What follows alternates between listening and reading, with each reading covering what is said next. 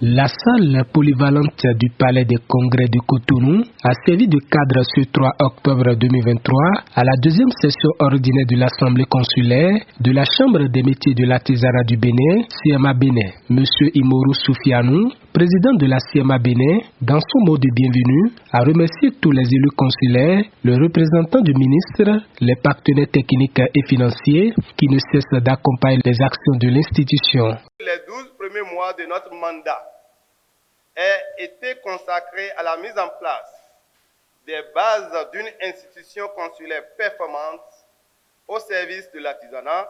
C'est maintenant le moment de déployer les actions que les artisans et les entreprises artisanales doivent ressentir directement dans leur existence et dans leur fonctionnement comme un catalyseur du développement de leur activité professionnelle. C'est pour cette raison que je me réjouis particulièrement que le budget prévisionnel 2024, passé à 1,2 milliard, qui sera soumis à notre appréciation pour adoption au cours de la présente session, est prévu des actions dont la mise en œuvre participe du respect de notre engagement collectif à construire le bonheur des artisans et à réaliser les prospérités des entreprises artisanales. Au cours de l'examen de ce budget, nous devons avoir constamment à l'esprit que chaque amendement que nous y apportons n'a pour finalité que la recherche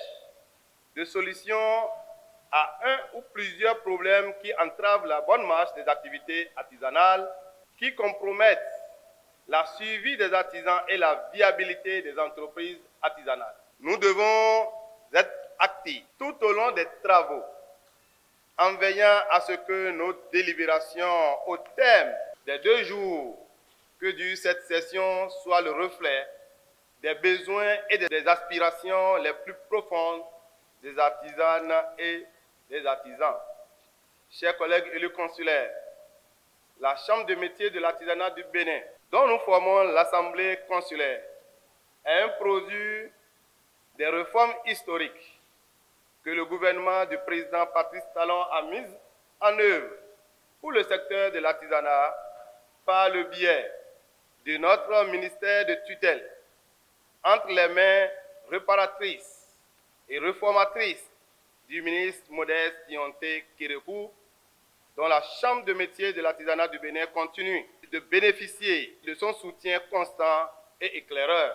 Monsieur le représentant du ministre, veuillez transmettre à l'autorité que nous ne raterons aucune occasion de lui exprimer notre profonde gratitude pour le temps et l'énergie qui consacre au bien-être des artisans et des artisanes béninois. Chers collègues, mesdames et messieurs, il est important et notre manière de témoigner notre reconnaissance, telle que vous l'avez indiqué, reste encore. Notre subvention de cette année passe désormais d'1 milliard à 1,2 milliard. Cela témoigne de tout l'intérêt, non seulement que le chef de l'État porte pour le secteur de l'artisanat, mais surtout que le ministre en charge de l'artisanat ne cesse d'œuvrer pour le bien-être et l'épanouissement de nous les artisans. Une fois encore, monsieur le représentant, veuillez dire merci et infiniment merci à notre ministre de tutelle. Que le Seigneur veille sur lui et veille sur tout l'ensemble du gouvernement. Amen. Et à sa tête, le chef de l'État. Je nous souhaite une session fructueuse et productive dans le grand intérêt des artisans et des entreprises artisanales. Représentant le ministre empêché, le conseiller technique à l'artisanat, M. Orofiko Marcel Bio, a exhorté les élus consulaires pour une mission très accomplie pour le bonheur des artisans qu'ils représentent dans l'institution.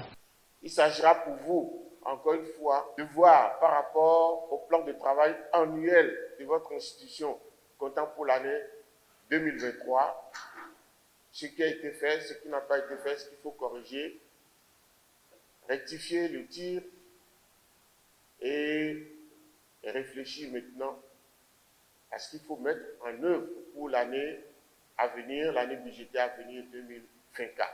La Chambre des métiers de l'artisanat a besoin d'être connue au plus profond du Bénin par les artisans bénéficiaires.